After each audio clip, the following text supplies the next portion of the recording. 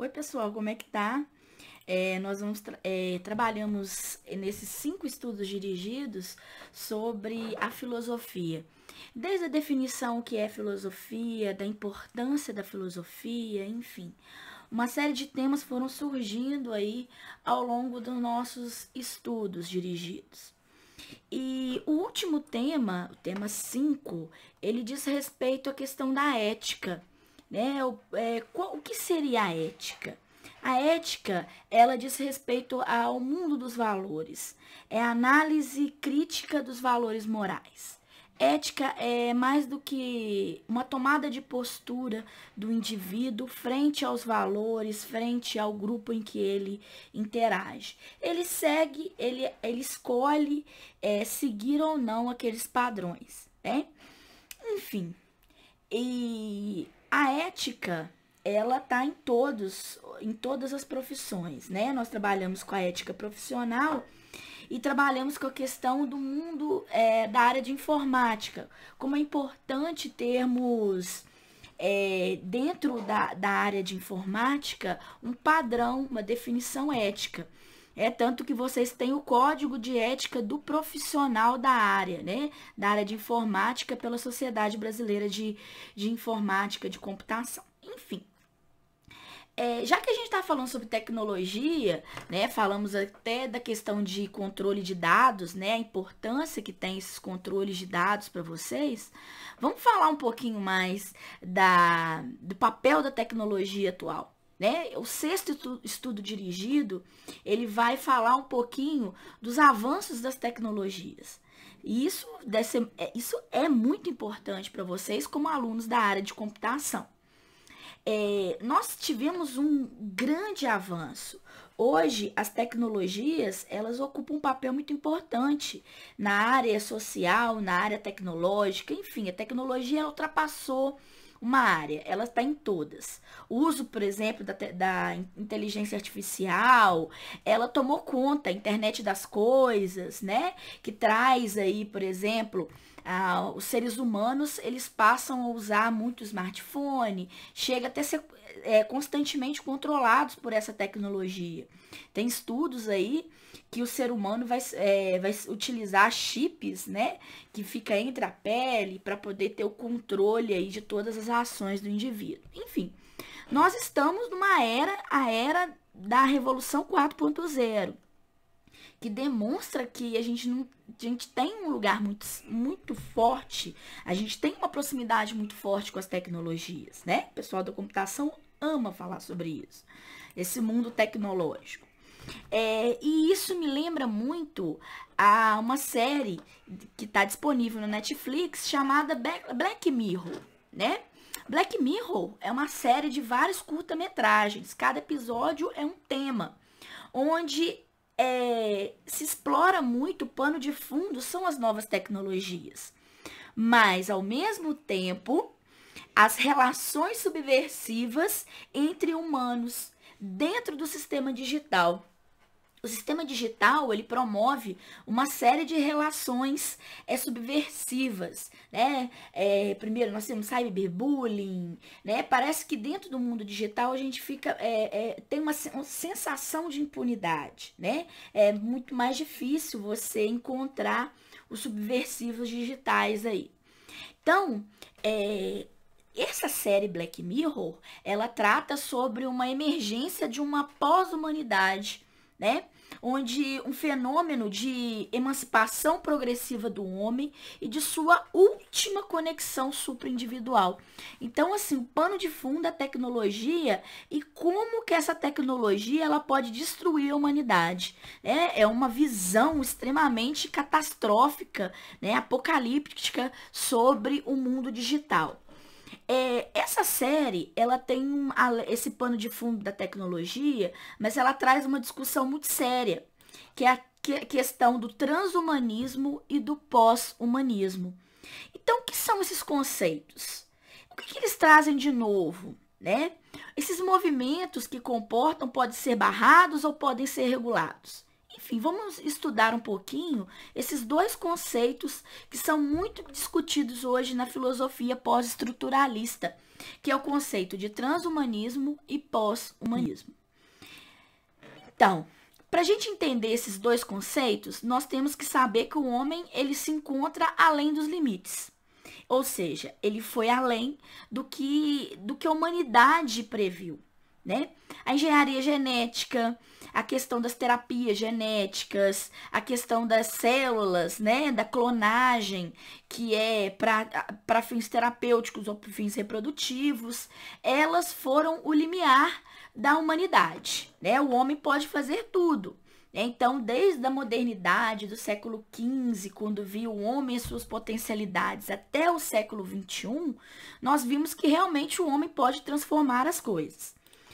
A nanotecnologia, né, que é além do limite do homem, a criogenia, né, que dá a possibilidade do homem viver cada vez mais, e a superinteligência e o que nós chamamos de IA, inteligência artificial.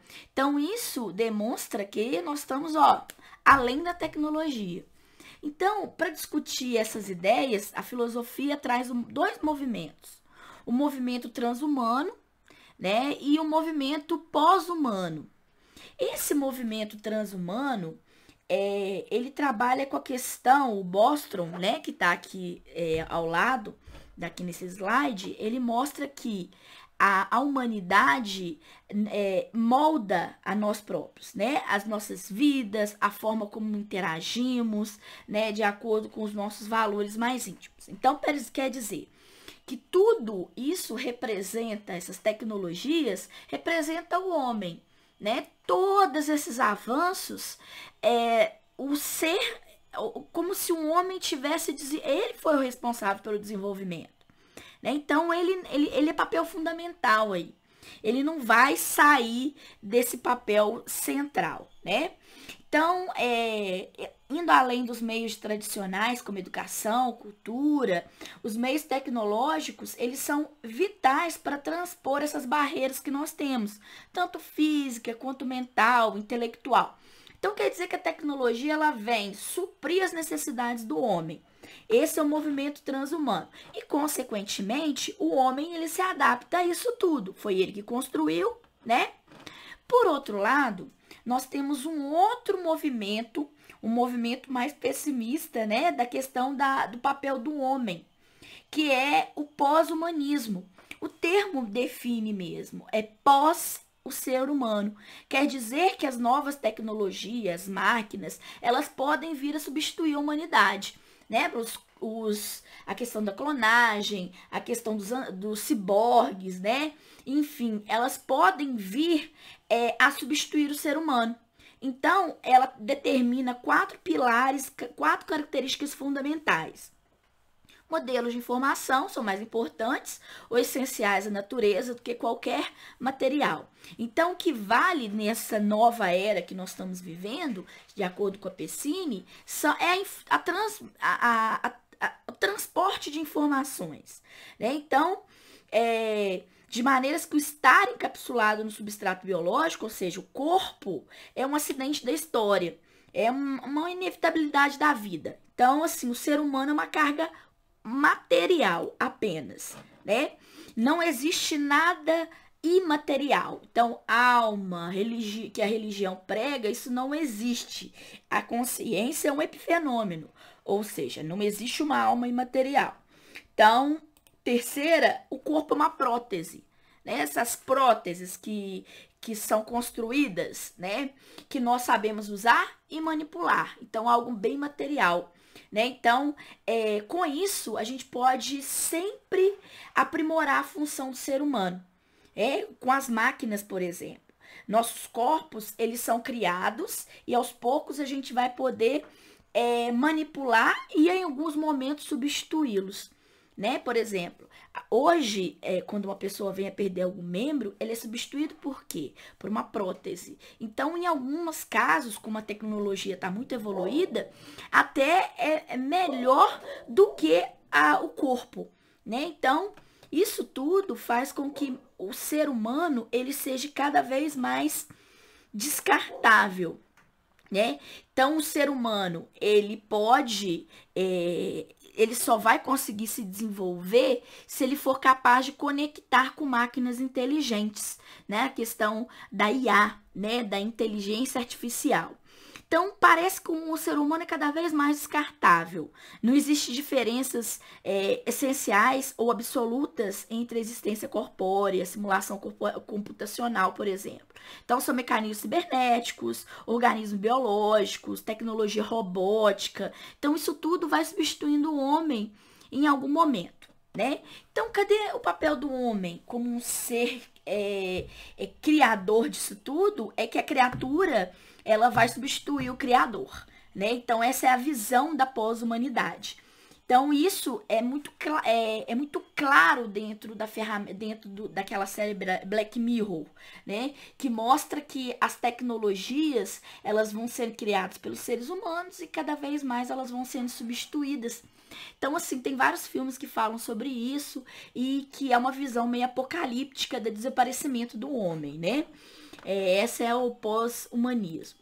Por outro lado, nós temos várias polêmicas. Por exemplo, outro filósofo, né, Francis Fukuyama, que é um conselheiro de bioética do governo norte-americano, ele diz que o ser humano, né, não é bem assim, né? Ele escreveu um livro chamado A Dignidade Humana.